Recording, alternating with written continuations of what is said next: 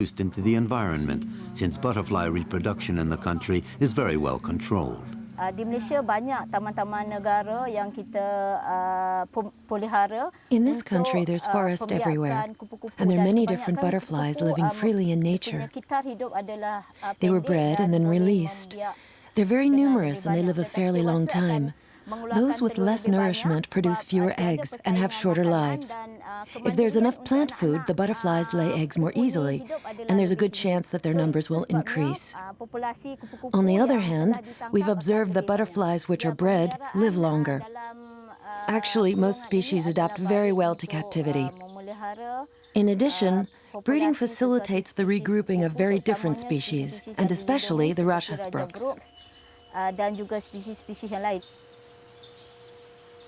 The Penang farm, with its veritable nurseries, is one of the oldest and probably the biggest of its kind in the world. It operates in total autonomy. 150 species of butterfly are bred here.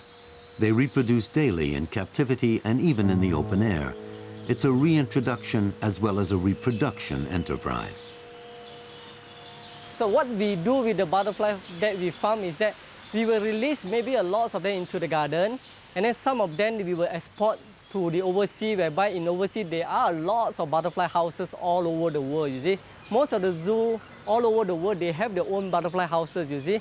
And they are all in temperate country, they cannot do their farming, so they buy from us and then they release them inside their butterfly houses. It's complex and delicate work. In the morning, using only one's fingertips, several hundred eggs from among the 3,000 laid every day are removed and stored safely.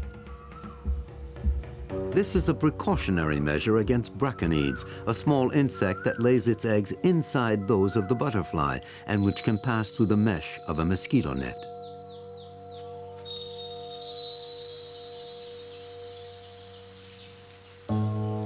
Caterpillars also require daily vigilance, especially during the formation of the chrysalids.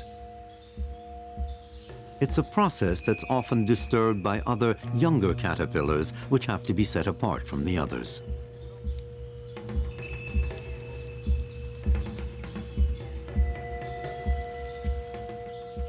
Eggs, caterpillars, and chrysalids are the daily grind in this unusual breeding ground created in 1986 by a unique individual known throughout the world as Mr. Butterfly. I do like butterflies even right from my childhood days. I cannot do something against the law of nature by just collecting from the wild and exhibiting them to the public. I need to do breeding in order to sustain the exhibition. So the most primary aim of me doing the breeding is to make sure that I have always enough captive bred stock to be released into the enclosure for public to view. More than 1 million chrysalids and cocoons are extracted annually from the Penang Farm's nurseries. It's an enchanting sight. These sparkling jewels will soon receive international acclaim.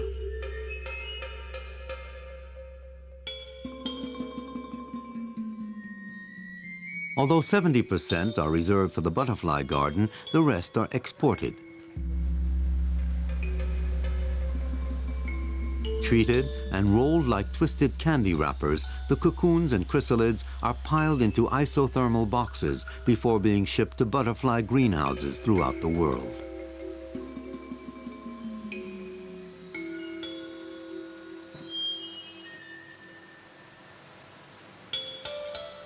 Controlled by the CITES, this relatively limited kind of exploitation proves that reintroduction programs are possible under certain conditions.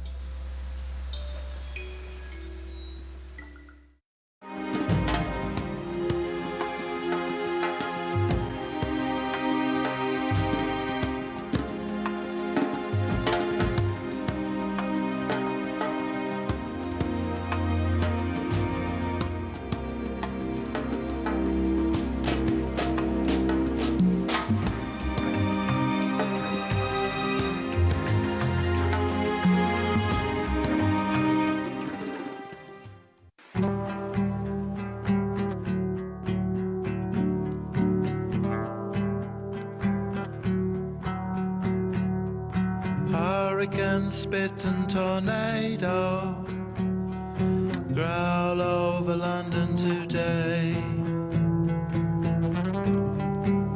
Brought some godfire to the state.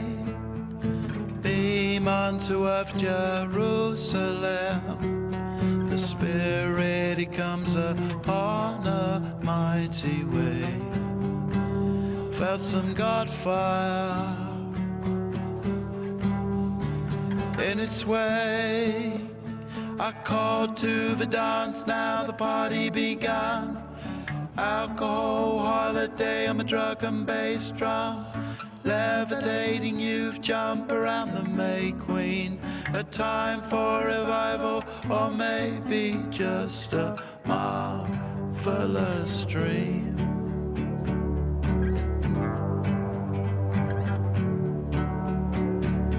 When the moon rises high, come call me. The end of the cycle has come again. I am helpless in awake in the mad and next morning, empty a belly and courting my time on earth. I am helpless, advocate. I called to the dance, now the party begun.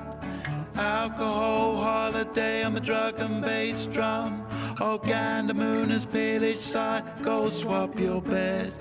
The looters of your heart will prove that you are not quite dead.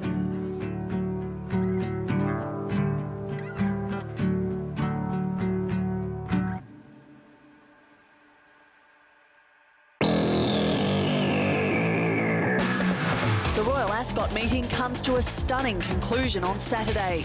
Join me, Joe McKinnon, on Racing 360 as we preview the Diamond Jubilee Stakes and more.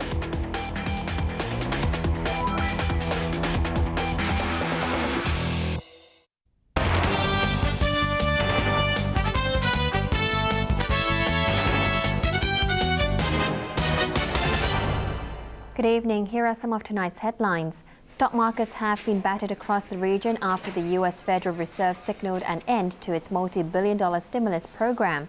Hong Kong was hit hard with the Hang Seng Index plunging nearly 3% to its lowest in 9 months. Adding to investors' fears, China's central bank tightened credit further and manufacturing activity on the mainland recorded a surprise drop.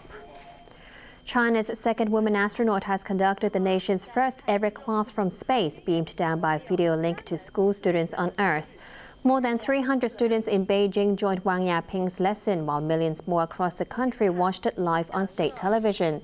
Wang and 2 other astronauts are on board the Tiangong-1 space module. At least 5 people were injured in a stampede in Shanghai as hundreds of football fans tried to catch a glimpse of superstar David Beckham. The scene was described as chaotic as paramedics helped those who were hurt.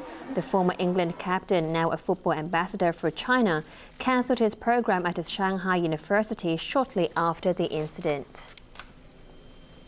I'll have another update in an hour.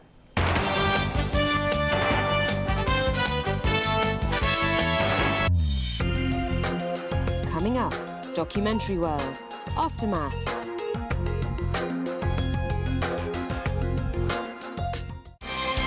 Sparkling 25. The ATV 2013 Miss Asia pageant is about to start. Ladies, come and show your beauty to the world. The ATV 2013 Miss Asia pageant is now open for your application online. He spent a lifetime eating the finest food of the world. For the first time ever, he will eat at an ordinary home.